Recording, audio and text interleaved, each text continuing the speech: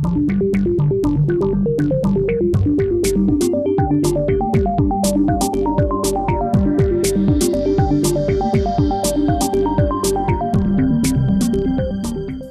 no mūsu valsts pamatuzdevumiem ir personu likumīgās intereses aizsardzība un personu drošība. Tieši šī funkcija ir arī galvenais valsts policijas uzdevums. Savukārt valsts policijas koledžas pamatuzdevums ir kvalitatīvi sagatavot policijas darbiniekus profesionālajam dienestam valsts policijā. Policista amats, policista būtība pati par sevi ir kalpot cilvēkam, tautai, un mēs varam kalpot un būt pilnvērtīgi šo uzdevumu izpildē tikai tad, ja mums ir atbilstoša izglītība.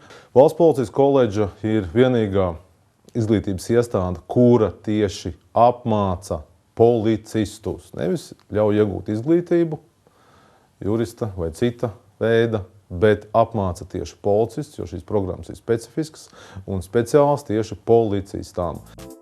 Ja vēlaties savu nākotnes profesiju meklēt nozarē, kas cieši saistīta ar Latvijas valsts iedzīvotāju drošības sargāšanu un nodrošināšanu, tad ir vērts iepazīties ar valsts policijas koledžas piedāvātajām studiju programmām un pievienoties studējošo pulkam. Koledžā uzņem audzēkņus no 18 līdz 40 gadu vecumam, ir jābūt vidējai izglītībai un fiziski labi attīstītam. Valsts policijas koledža piedāvā apgūt arodizglītības programmu policijas darbs. Šī programma ir domāta jauniešiem ar vidēju izglītību uzreiz pēc vidusskolas pabeigšanas.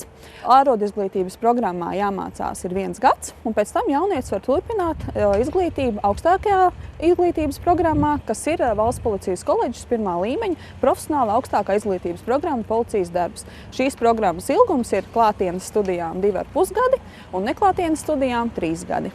Kā arī personām ar augstāko izglītību Valsts policijas koledža piedāvā apgūt profesionālās pilnveids izglītības programmu policijas darbs. Šīs programmas ilgums ir 6 mēneši. Lai uzsāktu mācības Valsts policijas koledžas arodizglītības programmā, ir jākārto iestāju pārbaudījumi, un tie ir sekojoši. Iestāju pārbaudījumi sastāv no fiziskajiem pārbaudījumiem, no vērīguma un atmiņas pārbaudas testa, no psiholoģiskās testēšanas un ārsta komisijas. Valsts policijas koledžā visas izglītības programmas var apgūt bez maksas par valsts budžeta līdzekļiem, kā arī studējot valsts policijas koledžas klātienes studijās, valsts policijas amatpersonām tiek maksāts atalgojums. Visiem policijas koledžas absolventiem tiek nodrošinātas darba vietas.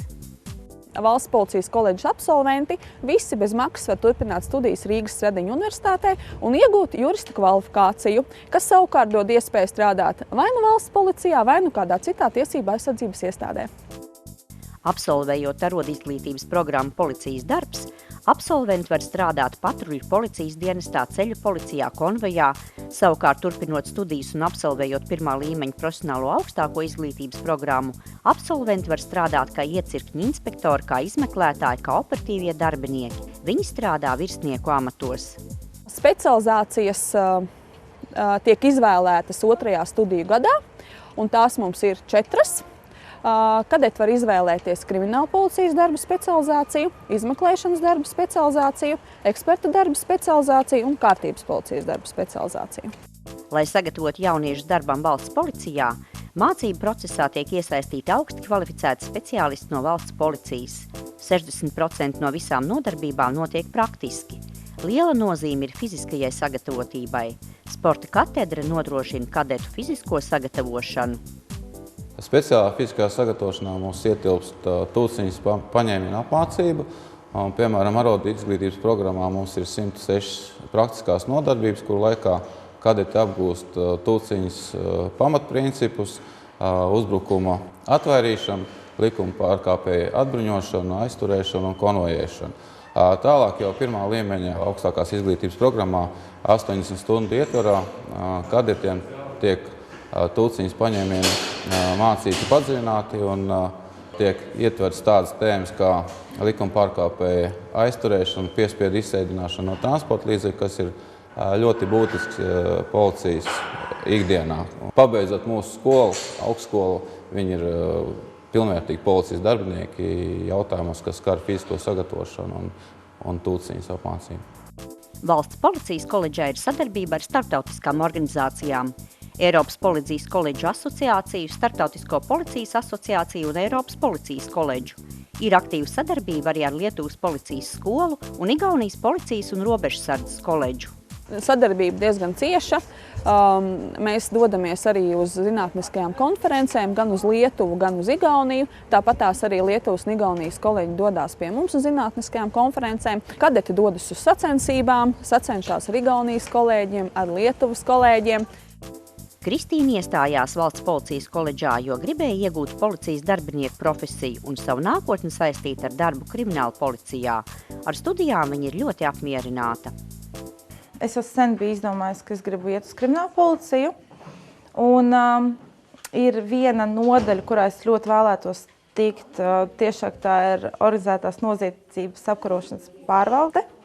Un tā ir trešā nodaļa, kas cīnās ar noziegumiem pret cilvēku tirdzniecību un sutinerismu.